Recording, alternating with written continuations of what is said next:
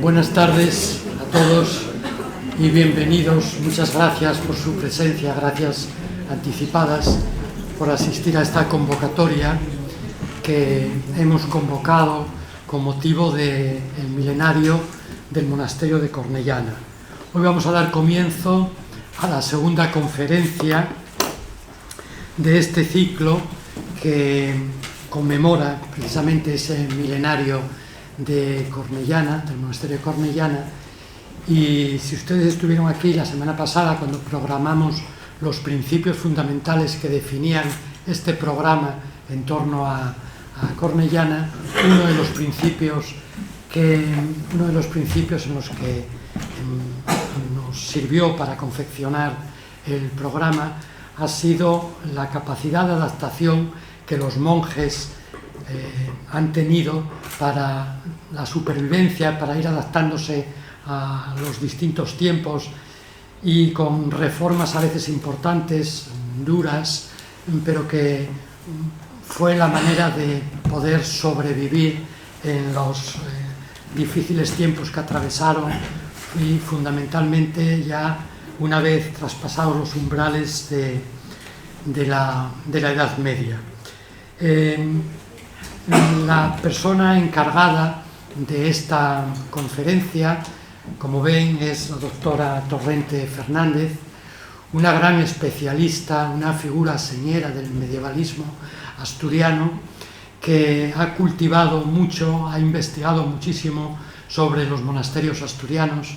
Ella ha seguido mucho los pasos de las benedictinas de San Bartolomé de Nava y recientemente en esta casa, el Centro de Publicaciones, ha publicado una obra extraordinaria, un trabajo de investigación como pocos hay sobre monasterios asturianos, que está referido al monasterio de San Pelayo en la Edad Media. Con la garantía de esta suficiencia que tiene Isabel Torrente, pues le hemos encargado esta conferencia que tiene como título la aproximación a las benedictinas asturianas en el antiguo régimen. A ella, sin más, Isabel, te doy la palabra y puedes decirnos lo que consideres. Muchas gracias. Bueno, quiero agradecer primero al Real Instituto de Estudios Asturianos por esta invitación. ¿Se oye? Habla un poco más. ¿Ahora? Habla un poco más alto. ¿Más alto? No, tu voz. Por esta invitación. Y bueno, vamos a comenzar, señoras y señores, todos, esta conferencia, ¿no? A ver, cuando acabé el estudio de San Pelayo de la Edad Media, no se oye, Ramón. Habla tú un poco más alto. No se puede graduar esto. No se puede poner más alto porque se acopla la discografía. A ver ahora. A ver, ahora. Ahora sí, ¿no? ¿Se oye ahora? Bien. Cuando acabé el estudio sobre San Pelayo en la Edad Media, me quedé con bastante intriga de a ver lo que sería después. San Pelayo, como ustedes saben, hace tiempo ya que celebró su milenario y ahora me agrada también estar en el milenario de Cornellana. Lo que pasa es que San Pelayo tiene la peculiaridad dentro del monacato benedictino, unos monjes negros asturianos, en este caso monjas, que es el único que sobrevivió los 1000 años con comunidad monástica dentro de sus muros, salvo algunas salidas que tuvieron que hacer, vamos, obligatorias por circunstancias bélicas. El estudio está casi finalizado desde el antiguo régimen, por lo que puedo exponer algunos puntos que para mí son esenciales sobre los cambios, porque algunas otras cosas siguieron, por supuesto, pues muy parecidas a lo anterior. En primer lugar, hay una reforma disciplinaria con consecuencias en el ámbito económico. Es conocido como, ya desde el siglo XIV, se clamaba por una reforma dentro de la Iglesia, tanto en la cabeza como en los miembros. En la cabeza, porque bueno, la crisis del pontificado, dos pontífices, con obediencias diferentes, y entonces toda la cristiandad prácticamente excomulgada, la que no estaba excomulgada por el Papa de Aviñón, no estaba por el de Roma, después 3 pontífices, y también en los miembros, o sea, una reforma de costumbres, que ciertamente hay datos de bastante relajo entre monasterios, clero y fieles.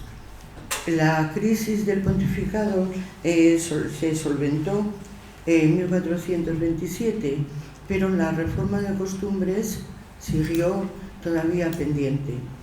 Simplemente hay una reforma, por lo que hay reformas locales, por lo que respecta a Asturias, tenemos la reforma del obispo don Gutiérrez de Toledo, estudiada por Javier Conde, que en el siglo XIV se llevó a cabo bajo los auspicios de Juan I, del monarca Juan I.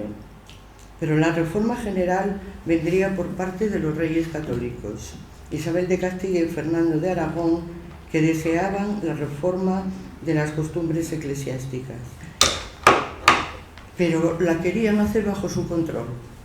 O sea, igual que pasaba con el Tribunal de la Inquisición, que no lo instituyeron hasta que ellos lo controlaban, pues lo mismo pasaba con la reforma. Se lo piden al Papa Sixto IV y este lo niega.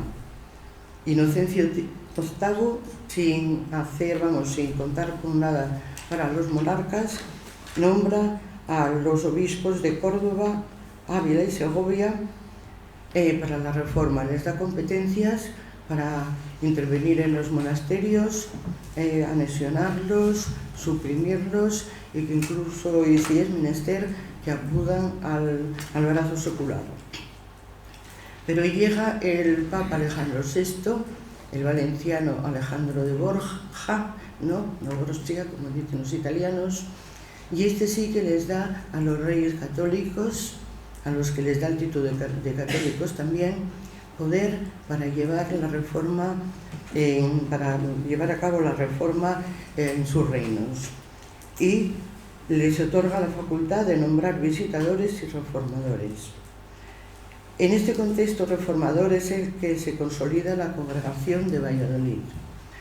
En principio, cuando la reforma de Juan I, el monasterio de Valladolid había sido fundado bajo una estricta observancia en 1387. El rey les había cedido el Alcázar Real y luego también iban a vivir bajo una estricta clausura.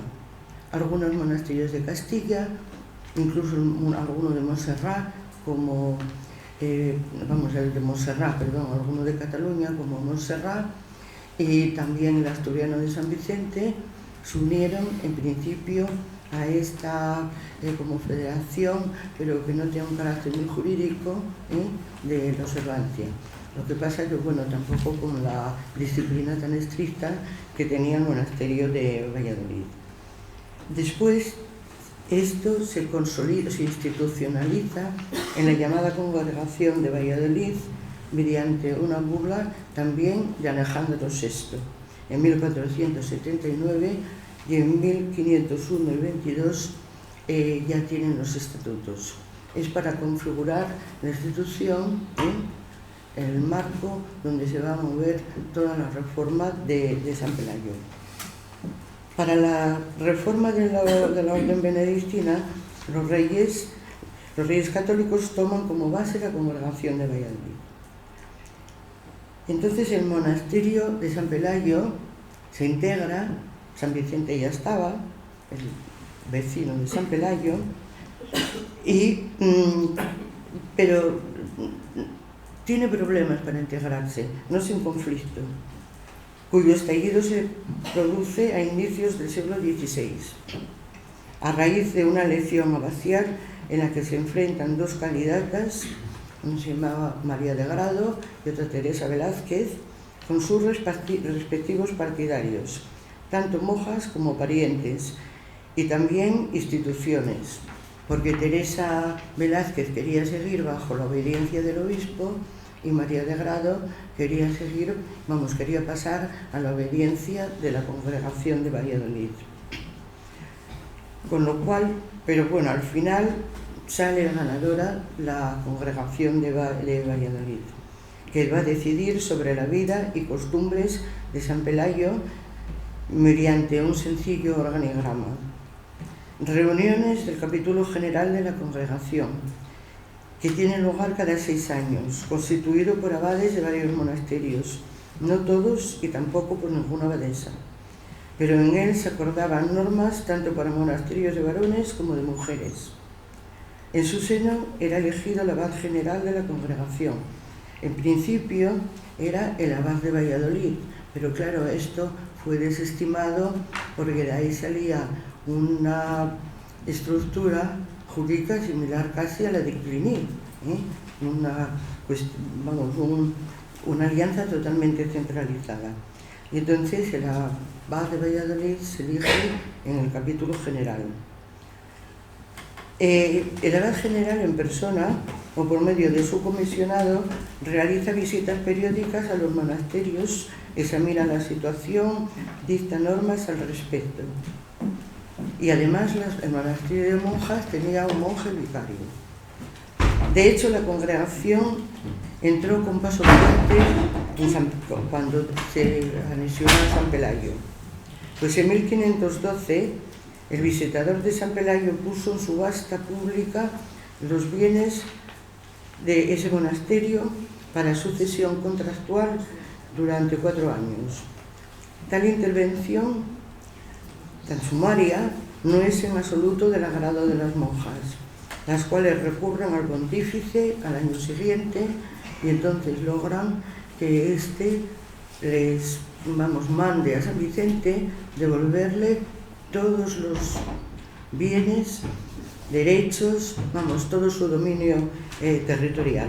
Y después el abad general pues no tiene tampoco otro remedio que dar a la abadesa de San Pelayo y a las monjas que puedan concertar los contratos agrarios que les parezca, como les parezca, y por el tiempo también, ¿no? Es obvio que las monjas marcan claramente sus competencias. El dominio territorial es suyo, lo venían administrando durante siglos y en eso no están dispuestas a ceder, aunque van a necesitar ayuda por una nueva circunstancia, cual es la del fortalecimiento de la clausura que les será impuesta. A la que las monjas concierne, la tendencia de la congregación de Valladolid en las épocas 16 y 17 era la opuesta a la de otros monasterios. En esos siglos 16 y 17 hubo múltiples monasterios de fundaciones nuevas diseminados por toda Castilla. En cambio, y algunos que establecían un escaso número de miembros. En cambio, la congregación de Valladolid tendió a centralizar abadías, sobre todo de mujeres. Suprimía las pequeñas, las añadía a otra que podía ser mayor, y porque crecería tanto el número de personas como en el dominio territorial, porque todos los dominios territoriales eran anexionados. Eran dominios territoriales y también alguno jurisdiccional. En el caso de San Pelayo, ya en 1530 tiene aplicación tal proyecto, con la anexión de los monasterios de San Bartolomé de Nava y de Santa María de Villamayor. Protestas y oposiciones no faltaron por parte de estas abadías rurales, pero a la postre se produjo la anexión. El motivo expreso de este proceder es que esos monasterios suprimidos estaban en montaña donde no se podía, quizá textualmente, guardar religión, o sea, para asegurar la disciplina. Sin embargo, hay también ha de añadirse que también se pretendió anexionar a San Pelayo otro monasterio que no estaba en la montaña, sino en la Vega de Oviedo, Santa María de la Vega, que ha sido bien estudiado por Andrés Martínez Vega, Y este monasterio, vamos, las trataron de muy mala manera, ¿no? Por orden del abad de San Vicente sacan a las monjas del monasterio y bueno, menos mal que las monjas recurren incluso al rey y tienen que devolverles a la abadía. Es decir, esa concentración de monjas responde a un programa de la Congregación de Valladolid: procurar abadías grandes con fuentes de recursos económicos procedentes de su crecido dominio territorial y preferentemente urbanas, pues en las ciudades también las mujeres tendrían mayor seguridad, circunstancia que es expresada. Además, las rentas rurales, que esa es otra, ¿no?, ya se canalizan directamente a la ciudad, con lo cual, vamos, fortalecen también ese ámbito urbano que, como bien se sabe, cobra mayor protagonismo económico y social en este tiempo.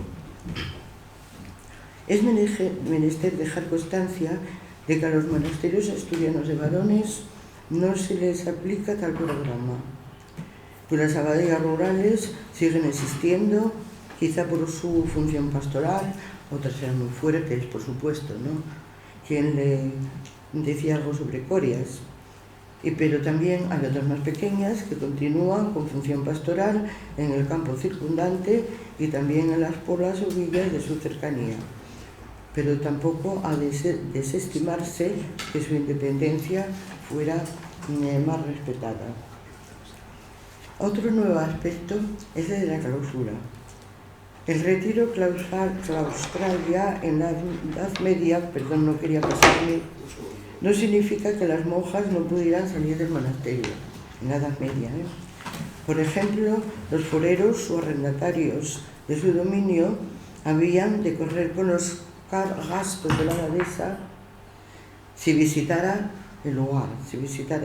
Ella se personaba en las aldeas, presidía los apeos. Las monjas viajaban también a aldeas para la toma de posesión de bienes.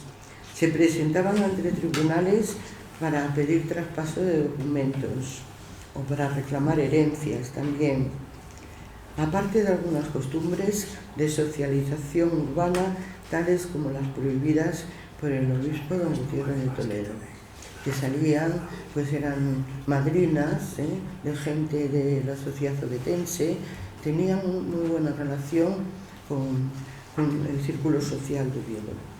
En principio, el monasterio de San Benito de Valladolid había establecido estricta clausura para sus monjes, pero a medida que se adhieren más monasterios, pues evidentemente la clausura ya no funciona.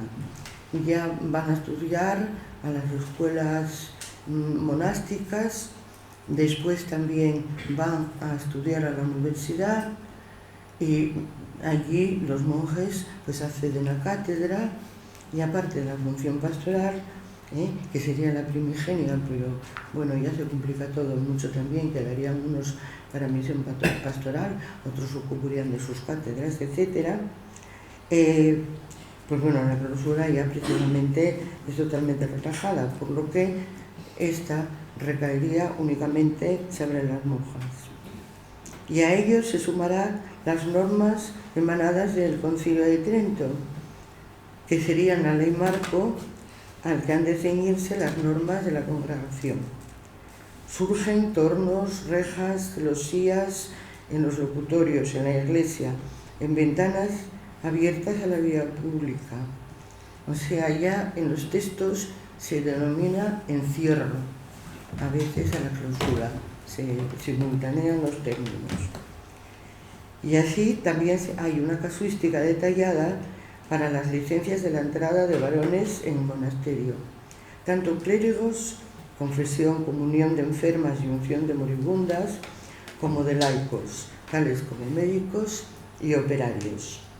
Sin embargo, la faceta señorial exigía salidas al exterior, como ya fue mencionado, y esto es lo que correrá a cargo del vicario. Incluso para que el vicario no ande entrando en la clausura para buscar los documentos necesarios, para su labor administrativa, se nombra una archivera que ha de ser una monja muy inteligente, para que lo provea de los que necesite. En esta época, además, sobre todo el 17 y 18, se complicó bastante la administración por la aparición de una nueva cesión que ya no es de tierras, sino es de capital, o sea, los préstamos censales, que tenían una garantía hipotecaria en la tierra. Pues ahí que se impagos. Si había impagos, pues resulta que había que hacer embargos. Después del embargo, ejecuciones judiciales. O sea, el archivo de San Pelayo, evidentemente, entraban documentos prácticamente sin parar. Y esta señora, pues evidentemente, estaba muy al tanto también de todos los asuntos externos del monasterio. Por otra parte, en la documentación de esta época, en especial después de la reconstrucción del edificio monacal, aflora el hecho de que las monjas gozaban de cierta independencia en un ámbito privado. Viene a ser como una especie de microcosmos, ¿no?, el monasterio. No salían del monasterio, pero tenían celdas muy amplias, casi como apartamentos actuales. Por lo menos cocina, dormitorio y sala. Celdas que compartían con la lega que las atendía, o una criada cuando ya necesitaban atención, o con una educanda que tuvieran a su cargo. Y era frecuente que hermanas biológicas, su tía y sobrina, compartieran la misma celda. Con 5 años de profesión ya podían comer en la celda, menos tiempos de Cuaresma y Adviento. En este espacio privado, las monjas tenían utensilios de cocina de todo tipo. Tenían vajillas, algunas dicen que de Bristol, otras de Talavera, manteles, sábanas, más de un lecho por las celdas compartidas, alacenas, escritorios, sillas. O sea, estaban profusamente amobladas las celdas, incluso con cuadros religiosos en las paredes. También tenían algunos alimentos que suelen ser buenos los de la tierra, jamones, embutidos, alguna botella de mistela, alguna botella de vino también, incluso alguna tenía alguna caja de rafé. Instrumentos de hilado, calcetas, ropa personal y libros. Algunas monjas tenían varios volúmenes de ellos. Y además, esto ya viene de tiempos medievales, tenían asignada una ración en especie y en numerario, que administraban individualmente. Lo que les sobraba, la depositaria tenía varias cartas con lo que tenía cada monja, porque podían ir después, a ver, tengo tantos maravedís, pues le quiero comprar libros, ¿no? O sea, los franceses cuando ocuparon San Pelayo debieron llevar arcas de estas, pues todas las que quisieron. De hecho, alguna monja lo dice, yo no tengo nada, lo llevaron todos los franceses. Y respecto a la clausura, a mi juicio cabe citar un texto del padre Feijó en el Teatro Crítico Universal de una carta que recoge de un monje que quiere convencer a su hermana de que entre en un monasterio. Y una vez agotados los motivos espirituales en convencerla, recurre a otros más de orden práctico de índole social, que podrían ser resumidos en los siguientes. En el ámbito mundano, lo más importante para las mujeres solía ser la belleza, de modo que los maridos pierden interés por sus esposas cuando los años la deterioran, sino antes, pues el plato más sabroso genera hastío, y entran en juego infidelidades con mujeres más jóvenes y bellas. Retrata a una mujer mayor que ha perdido su atractivo, ya con hijos independientes, casi sin función social.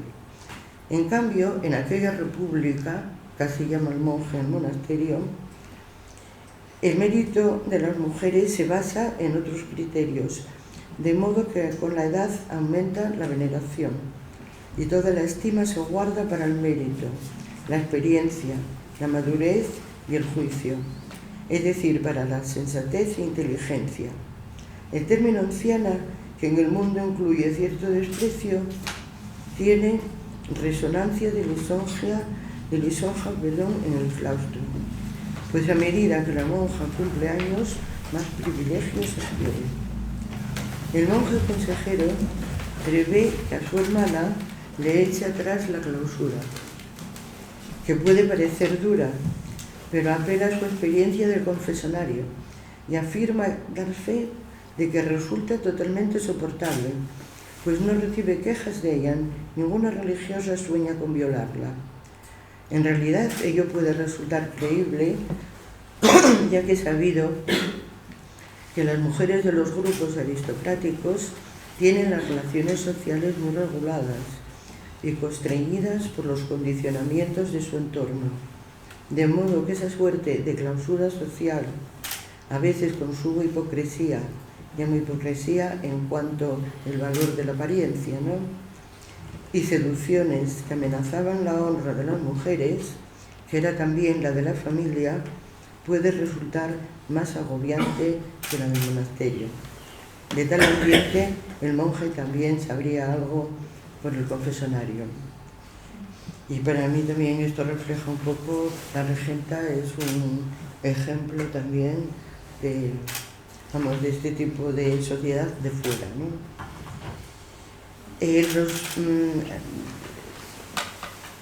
Los de la Congregación de Valladolid también cambian una cuestión del abaciazgo. Los abades eran perpetuos y ellos dicen que eso tiene un peligro y entonces los nombran temporales. Primero por 3 años, luego por 4. Que las monjas también. O sea, en la Congregación de Valladolid hay protestas porque dicen que el cargo de abad es más pastoral que económico, pero en fin, queda como abad temporal. Lo que pasa es que a las monjas también les quitan el carácter de la elección, prescinden de su capacidad electiva. San Benito había establecido que el abad fuera elegido por los monjes, y así había sido durante siglos, con problemas y sin ellos. Para las monjas la congregación suprime el sistema electivo, pues era el capítulo general el que nombraba a la abadesa.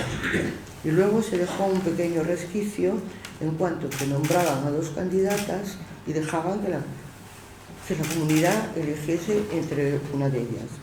Las monjas, por supuesto, van protestando continuamente, ¿no? Primero lo piden en 1565, digo las fichas la pronta, y la Congregación de Valladolid dice que nada de nada, que a seguir con las 2 candidatas, porque ellas de primera quieren la libre elección. Luego lo piden en 1574, tampoco. Y después a finales del siglo XVI ya nombran a una abadesa también que precisamente es una monja de otro monasterio, que es una monja de Sahagún. Y bueno, dice el libro, dicen las actas, que después de consultar muchos libros y muchos cánones, no debían de tener muy seguro que pudieran, ¿no? Pero bueno, lo hicieron. Pero pues bueno, ya en el siglo XVI ya va teniendo capacidad electiva, solo que muy supervisada por los monjes, y asimismo por que por lo menos tenían que tener 3 años de profesión para poder llegar al, tener voto. Otra novedad, acaso la más notoria, es el cambio, la fisonomía del barrio de San Pelayo. Nos cambian el caserío, decían los vecinos de la corte. El edificio medieval de San Pelayo parecía consistir en un anexo, varios anexos, ¿no? Se habla de casas construidos dentro del recinto.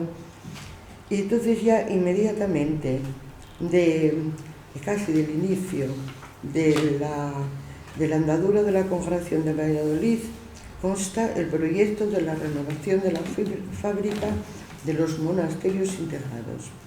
Así, en el capítulo general de 1550, se dispone que los monasterios tienen necesidad de ser reedificados. Incluso se presenta un modelo arquitectónico con los espacios de distintas funciones, modelo al que han de atender todos los maestros de obra. La arquitectura de estos modelos es sobre todo de inspiración clásica, bueno, aunque sean construidos más tarde. En el barroco la Congregación de Valladolid no entra, a no ser para algunos elementos arquitectónicos, ¿no?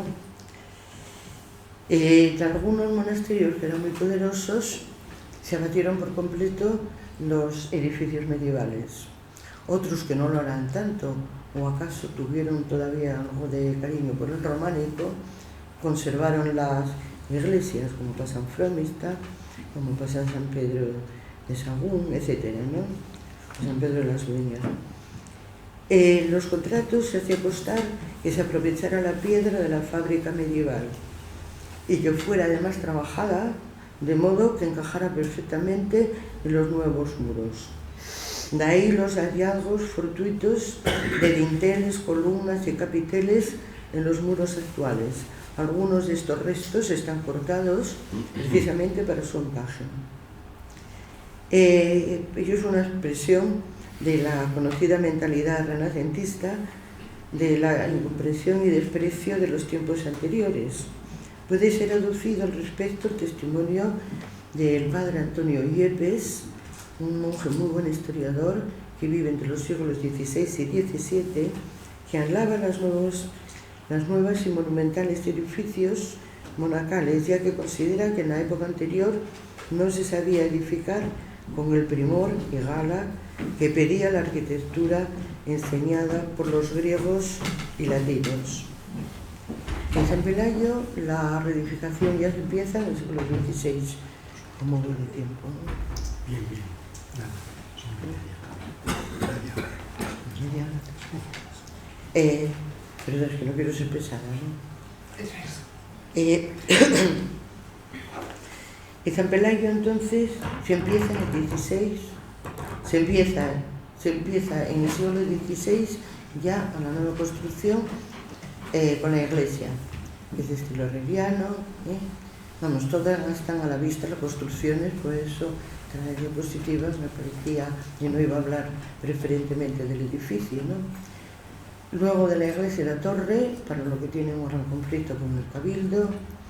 Luego de la torre, pues todo el edificio monacal, y luego cuando acaban el edificio monacal, pues la fachada de la vicaría, que empieza con el siglo XVIII.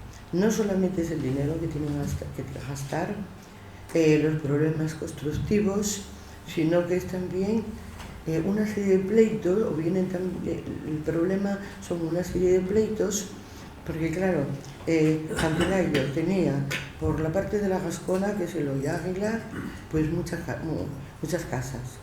Por la parte que da la catedral también. Después por la parte este, la iglesia de Santa María de la Corte y casas de sus feligreses. Eran 3 edificios, con el núcleo eclesiástico de Oviedo había 3 edificios que prácticamente se chocaban unos con otros. Entonces, en Pelayo algunas casas eran suyas, pero otras eran de particulares. Con los de particulares lograron, pues bueno, algunos acuerdos. Arrendaba solares por bienes rurales. Con el cabildo fue un poco más difícil porque con el cabildo, claro, ya habían tenido problemas con la torre, y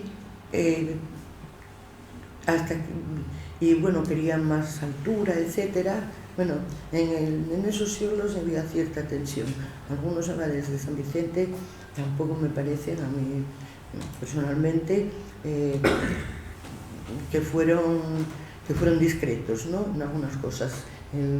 La Congregación de Valladolid tenía un poder tremendo, y muestra de ello es que obligan al cabildo a vender las casas para la construcción de San Pelayo. Hombre, el cabildo después aprovecha y dice, bueno, las vendes, pero ahora cuando construyamos nosotros unas un poco más allá, nos dejáis poner la altura que queramos sin protestar como siempre, ¿no? Pero para ello llegan bueno, con el Concejo de Oviedo también tienen algún acuerdo, que se mejora urbanísticamente la ciudad, porque dejan la calle de Olláguila, dejan hacer los muros del monasterio rectos, con la condición de que al final dejen un pequeño ensanche para mejorar también la vía pública, ¿no? Con los feligreses de Santa María de la Corte, pues tienen también mucho problema, porque en principio ellos no quieren que sea derruida la iglesia, y sobre todo después por el lugar de la nueva construcción, que bueno, al final se llega al acuerdo, se construye donde es la imprenta de la cruz, compran las monjas el solar para San Pelayo, para los vecinos de la corte, y luego pues pagan también la obra, que bueno, la supervisa el cabildo. Esa iglesia decían que si no estaba bien construida, que si tenía problemas, no la cuidaron tan bien porque llegaron las épocas de la desamortización, de la política liberal. Entonces esa iglesia es la que se derrumba, y como coincide prácticamente con la expulsión de los monjes, pasa a la que era de San Vicente, a Santa María de la Corte, que no mucha gente de Oviedo, según comprobé, que está muy enterada de todo ese trasiego de iglesias en el núcleo eclesiástico de Oviedo. Con lo cual, la obra monumental de San Pelayo queda con una fachada, que es la solemne, que es la de la vicaría, la fachada actual. Ahí es la parte propiamente monacal. Los locutorios para recibir a las visitas, el locutorio de la abadesa, vive también el vicario abajo, y después la que fue fachada principal en la calle del Águila, esa queda para el dominio, la puerta del carro, la llaman. Por allí es donde entran todos los productos, ¿no?, de los censos, por ejemplo, en especie, grano, vino, carneros, cerdos, pescado, gallina, cera, leña, entre otros productos. Y allí también estaban los almacenes y también las oficinas para la administración monacal. En definitiva, surge una construcción monumental que no solo afecta a la organización interior del cenobio, sino que cara al exterior cambia la fisonomía medieval del antiguo barrio de San Pelayo.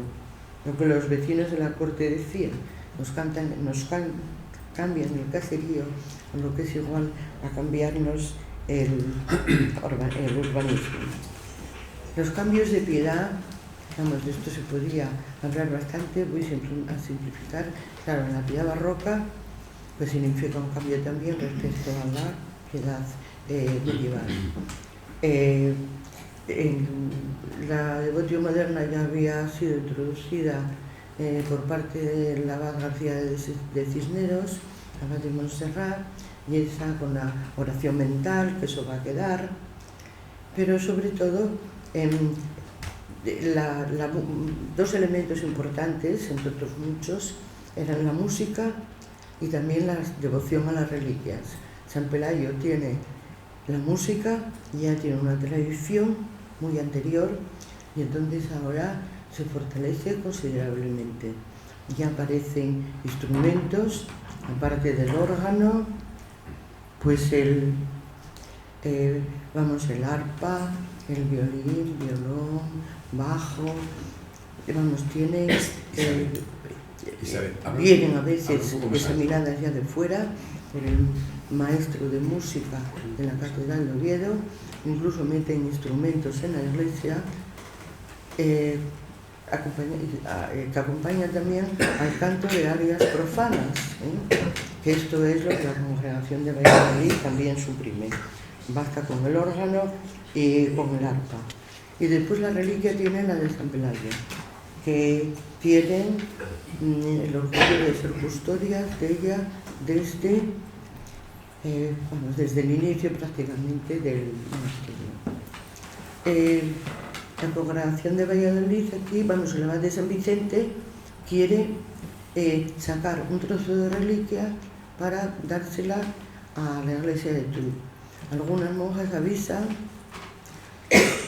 y que van a abrir la urna, y entonces inmediatamente tanto el Cabildo Capitular como el Ayuntamiento de Oviedo, incluso llega al Principado, a la Junta del Principado este asunto, se ponen a velar la urna para que nadie la abra.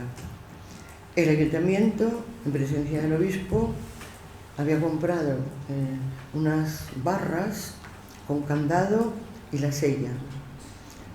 O sea, ellas no quieren, está claro, que no quieren intercambiar reliquias, no quieren coleccionar, lo que quieren es tener el cuerpo del santo. Es un sepulcro, ¿eh? Gana la Congregación de Valladolid, por supuesto. El abad de San Vicente, no sé si lo hizo con permiso con él o sin permiso, pero gana la congregación. Y las monjas siguen pidiendo, primero al nuncio, luego también hasta el pontífice, que se les reconozca la suma responsabilidad y absoluta. Dicen, por encima de superiores nuestros, que tenemos el derecho a guardar este cuerpo santo y hacer, y no tolerar que alguien manipule, ¿no? Esto es sobre las reliquias. Del grupo monástico, hombre, hay muchas novedades. En primer lugar, hay muchísimas más monjas que en el siglo XV, donde ya habían bajado. Habían en el XIV muchas, en el XV bajó bastante el número. Y ahora venían de zonas que no están presentes, que no figuran en la Edad Media. Porque en la Edad Media, sobre todo, es del centro de Asturias. Algún punto en Luarca, otro punto en Colunga, y también en la montaña, en Gordón. Ahora pues ya vienen de Lastres, vienen varias, vienen de Llanes, vienen del litoral occidental de Asturias y también de la montaña, muchas de Tineo, muchas de Cangas de Onís, incluso algunas gallegas, Navarra hay una, santanderina, de Trasmiera, por ejemplo, y alguna incluso de Vizcaya. Los apellidos de la Edad Media siguen, pero vienen otros que ya son los linajes de la montaña, que quizás son descendientes de los antiguos, pero aparecen con nuevos. Por ejemplo, Riego, después de Langreo, La Buelga, Acevedo, Flores, vienen Evia, Alas ya había en la Edad Media, y bueno, Queipo de Llano incluso, y en el siglo XVIII muchas de estas monjas son ilustradas, o de familias de ilustrados. Por ejemplo, Queipo de Llano, Cienfuegos, Flores, Miranda y otras.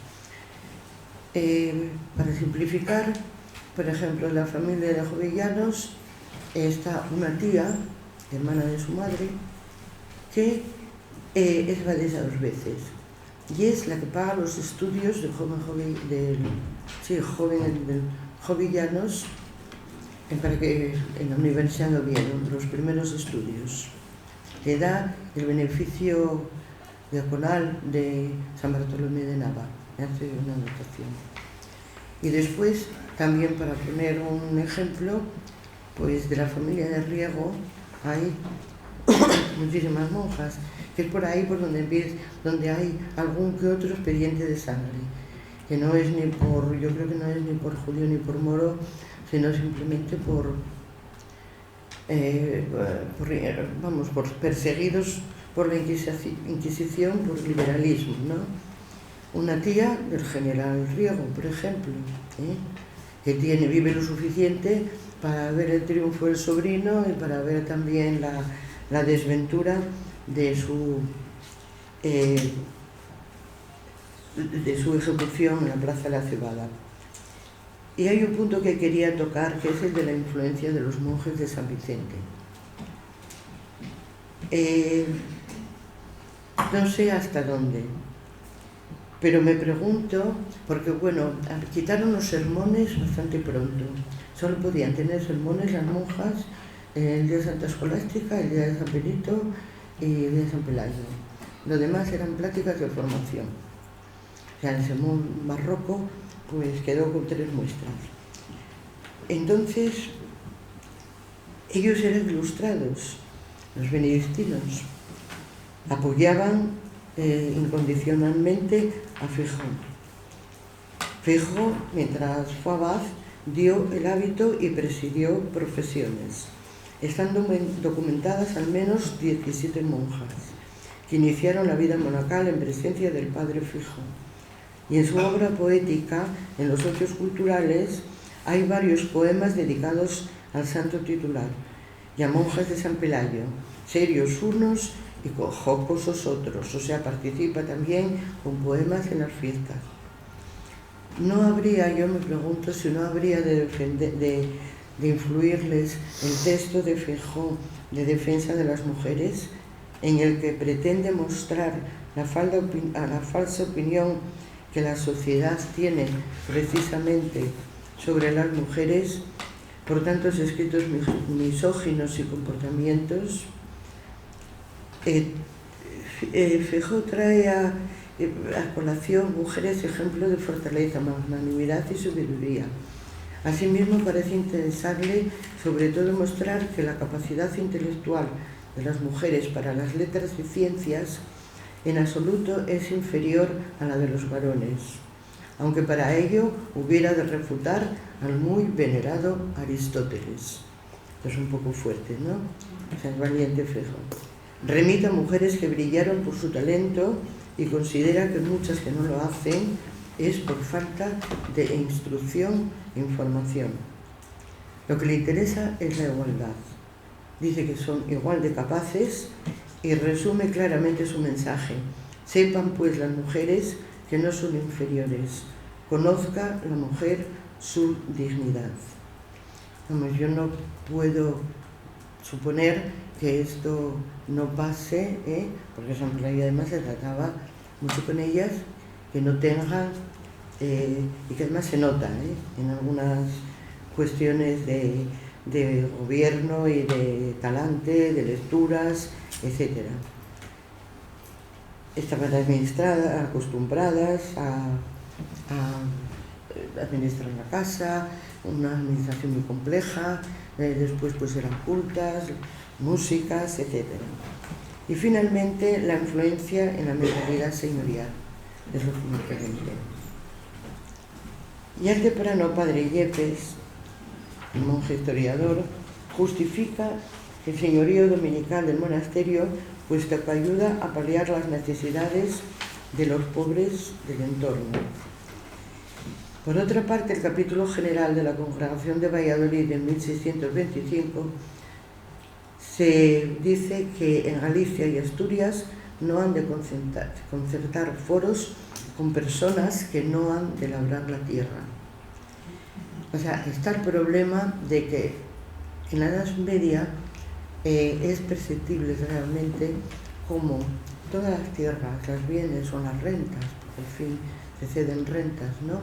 Y todo el dominio territorial, que es muy amplio, y ahora con las omisiones de Nava y Villamayor, pues muchísimo más aún, pero bueno, en la Edad Media se cedían a gente que no iban a trabajar la tierra, eran de la nobleza, había quirós, por ejemplo, eran también de la nobleza, vamos, inferior, porque tampoco andaban muy abundantes de caudales, o también de clérigos, canónigos de la catedral, sus propios capellanes del monasterio, y lo cedían por una renta, bien en especie o en numerario. La renta se fija, en el contrato entre ese noble y el monasterio. Pero no hay otros que trabajan la tierra, que no aparecen en la documentación, se silencia por completo. Y entonces esos que trabajaban la tierra tenían que pagar al, llamémosle, intermediario noble, Baudilio lo llama intermediario en la Edad Moderna, y tenían que pagar más la cantidad asignada por el monasterio para censo, pero después una cantidad mayor que compensara a ese llevador de la tierra, pues bueno, a arrendar del monasterio. ¿Cuánto sería esto? Vamos, tampoco, no hay ni porcentajes, no hay documentos. En Galicia puede que haya, pero aquí aparece en el siglo XVIII de golpe ya, o yo por lo menos en la documentación de San Pelayo así lo vi, ¿no? El subforo y el foro. Porque claro, muchos foros venían vitalicios, con lo cual eso era imposible romper el contrato por mucho que dijera la congregación de Valladolid que romperlos, ¿no? Y son en concreto el padre Feijó y el padre Carballo, el padre Sarmiento, perdón, los que sacan o hacen aflorar toda esta problemática. Feijó es es tremendo, muy duro en a ver qué reciben los cultivadores, ¿no? Los cultivadores directos de la tierra. Dice, apenas se quedan con una parte de los frutos de su trabajo. No hay gente más hambrienta y desabrigada que los labradores. Su alimento es el pan negro, algún lácteo y legumbres, y la mayor parte del fruto de su trabajo van a la casa de los poderosos. Siegan, aran, trillan, y después de hechas todas las labores les viene otra fatiga, y es la más sensible de todas, que es conducir los frutos o valor de ellos a la casa de los poderosos, dejando en la propia a la consorte hijos tristes y bañados en lágrimas, a facie tempestatum famis, ¿no? O sea, cara a los tiempos de hambre. En sus escritos afirma que no hay ocupación más digna de honra que la agricultura y considera al campesino depositario de una experiencia acumulada durante siglos y recibida de sus antepasados. Ciertamente, también dice que los campesinos aceptaron supersticiones, las cuales pueden ser superadas con el análisis racional, y en poco disminuyen su condición de experimentados, pues recogen una amplia tradición en lo que a observación se refiere. El padre Sarmiento, discípulo de Feijó y de una aguda inteligencia, como bien es conocido, se lamenta de que, del foro, subforo, hambre de los campesinos, él procede de ese grupo social y dice que cada monasterio no es más que un labrador honrado, un padre de familias adoptivo que sustenta muchos hijos y gente honrada, y en la portería muchos hijos y gente pobres. Es totalmente contrario a los mayorazgos. Del dominio de un monasterio benedictino comen todos, ricos y pobres, comen igual de un mayorazgo, de un seglar. O sea, es por lo menos cuando se ve en esta época la mentalidad señorial que no quieren desatender al campesino. Del siglo XVII yo no conozco textos de esta época, y de la Edad Media, bueno, hay alguna abadesa que tiene cuidado con los pobres, etc. Pero estos son otros tiempos también, ¿no? Los visitadores de San Pelayo, esto no es solamente de Feijó y de Sarmiento, aunque tengan mucha fuerza, los visitadores de San Pelayo también admiten esta idea, ¿no?, del dominio o este sistema imaginario, y entonces se lo dicen también a las monjas en una visita en el 1785.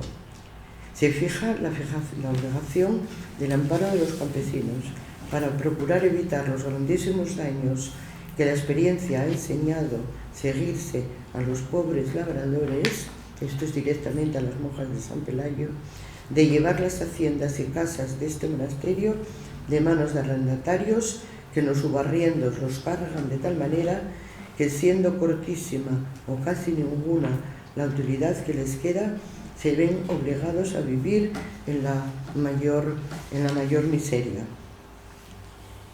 Y yo quería cotejar también esto con textos de los Amigos del País, que como bien es conocido, hicieron un servicio extraordinario que tampoco dio los frutos que debía de dar, ¿no?, a la agricultura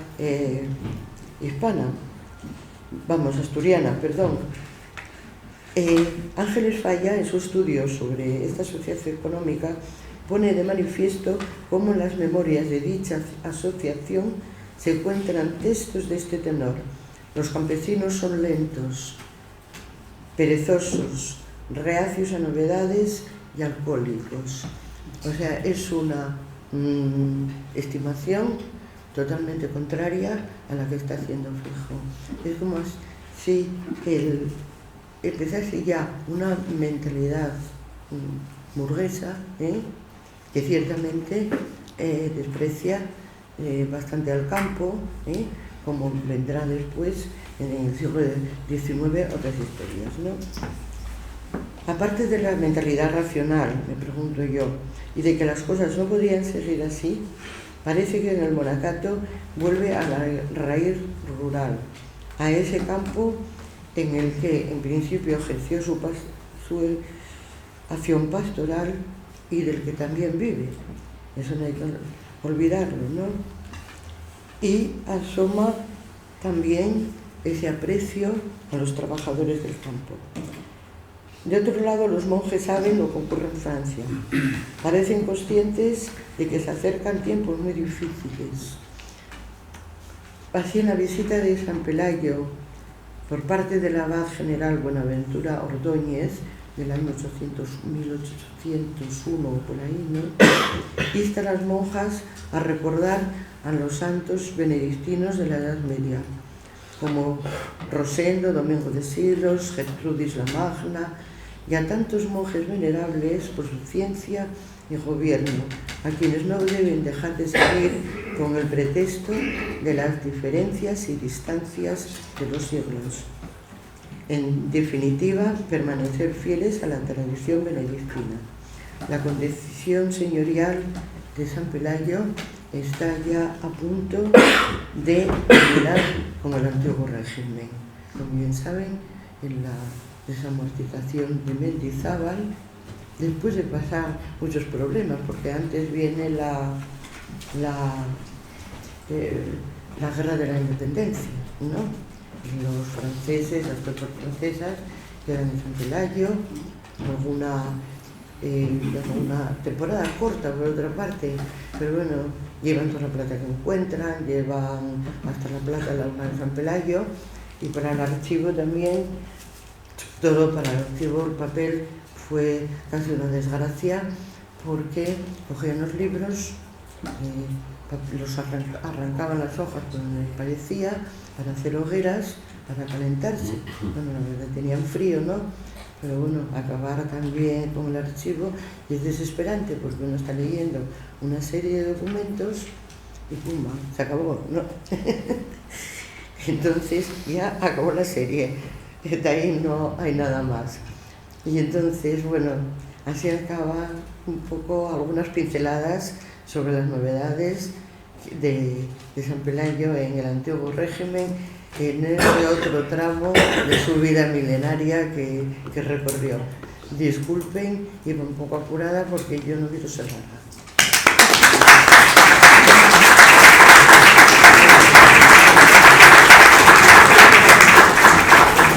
Después de la disculpa, muchas gracias.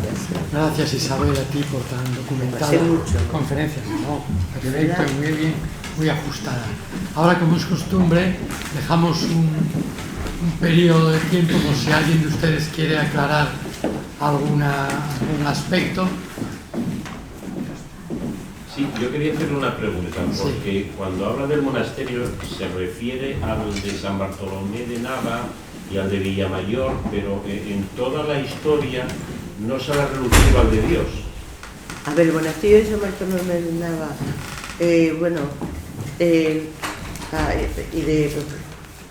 Santa María de Villamayor, bueno, están estudiados Andrés y una servidora, Berenada de Villamayor.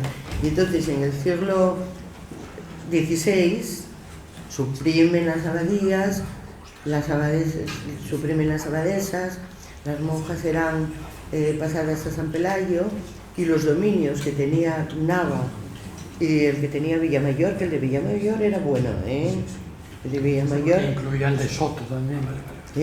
Incluía el dominio de Soto, que había sido suprimido. Claro, el coto jurisdiccional. Que tenía coto jurisdiccional. No, pero por eso era muy bueno cuando lo anexionaron. Puede que fuera mejor que el de Nava. Y entonces... Valdedios, perdona, que Valdedios no podía ser suprimido porque era cisterciense. Ya. No, pero yo hacía la referencia de por qué no se mencionaba, porque hay un famoso artículo del historiador Florencio Friera donde explica cuando se dividen los dominios del Valle de Sariego con respecto al Valle de Boides, que unos quedan para las monjas y otros quedan para los monjes. Ah, claro, es que Sariego, claro, Sariego tenía el coto de Sariego, era de San Pelayo, y algo tenían los de Valdedios. Pero el coto ya venía, no se sabe, porque elaboraron un documento,